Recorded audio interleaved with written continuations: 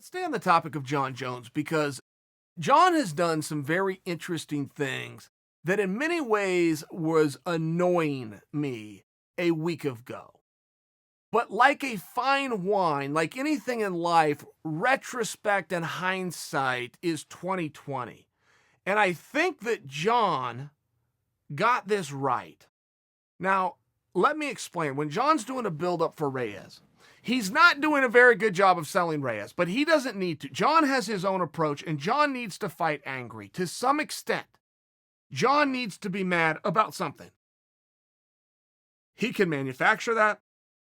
He can find something that was said that wasn't very nice and pour a little gas on that and talk himself into it, but all athletes do this to some level. Jon's approach is to be a little pissed off about something, a little chip on the shoulder. Other guys will try to be lighthearted. Other guys are the underdog, and they'll steer into that because that's their approach, and it removes them from pressure. Everybody has their own approach, but one of Jon's is that he wants to be a little fired up when he goes in there. Okay. The problem that I was having with Jon is he was getting spread thin, and he was getting pulled in a whole bunch of different directions. He was getting pulled into a Stipe direction, of which Jon said, sure, let's do it. He was getting pulled in an Israel Adesanya direction, of which Jon said, all right, let's do it. But those are mega fights. You could see where Jon would want to do that. You could see where Jon wouldn't mind going up to heavyweight, going right up against the champion Stipe, trying to grab that hardware, getting that paycheck. You could see that. You could see where he's going to answer the call of Israel Adesanya, who would have to move up, and now they can figure out this business, and that's a mega fight. And Adesanya just sold 57,000 live tickets. I mean, you can see where him wanting to fight a star isn't exactly rocket science. Anybody would buy a Ferrari. The good salesman can move the Volvo, right?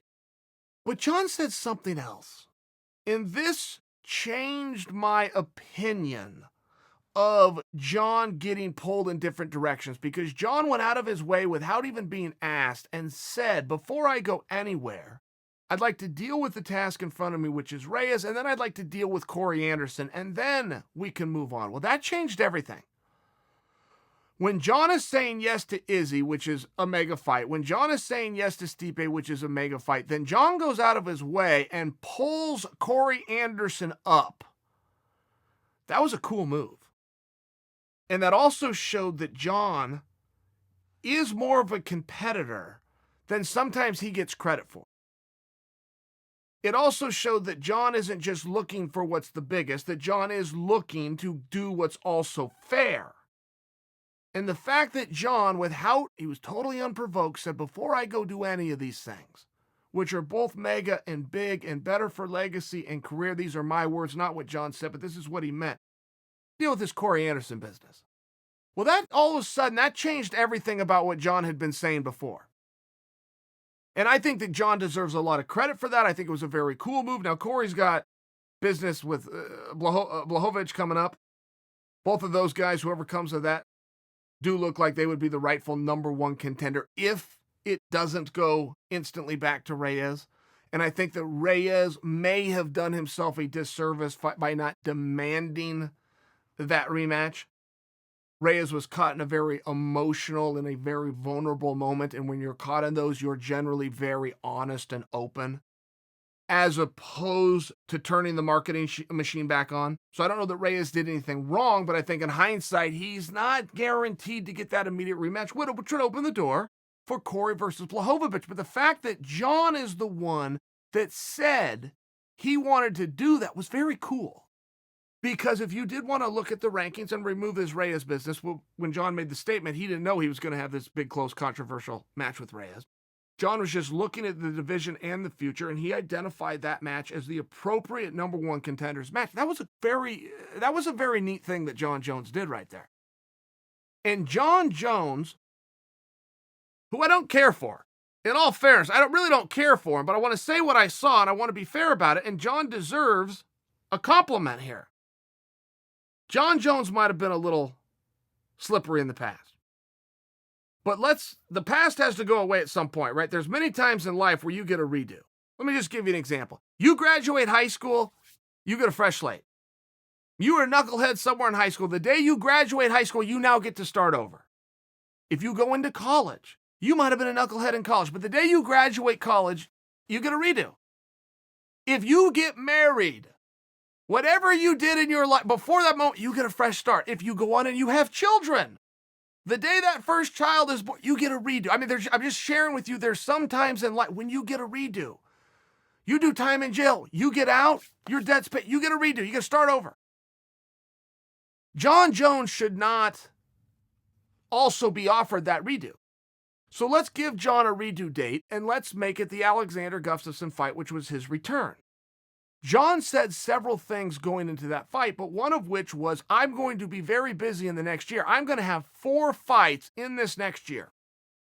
Well, Jon Jones hadn't had 4 fights in the last 4 years. This is all talk. This is more talk from a guy who loves to talk and say stuff. Jon Jones sure as hell went out and had 4 fights within a calendar year. Gus fight happened.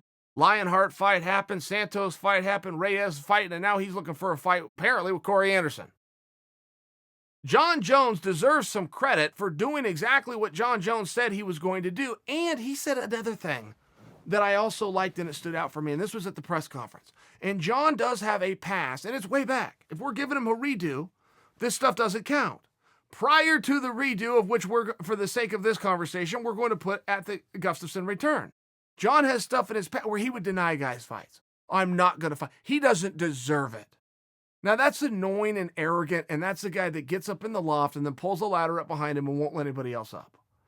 Jon is still up in the loft, but now he's put the ladder down, and he's letting whoever would like to climb up. And that's cool, and that's what a competitor's about. And that's one of the things that people have always wanted to see from Jon, but now we've got that from new Jon. I think many people should rethink the animosity or the hate of Jon Jones. And Jon's got plenty of fans. But I think the ones that aren't maybe need to recognize that in life you do get a redo. You do get a time over point. And if you look at the time over for Jon, being the return against Gustafsson, and all the stuff that he has done to now, pretty hard to not like the guy.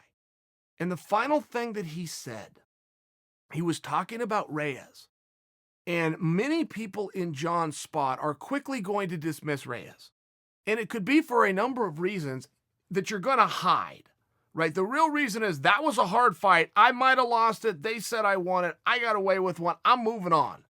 Don't call me chicken. Don't call me scared because I already did it once, but nobody says I got to do it twice. Okay.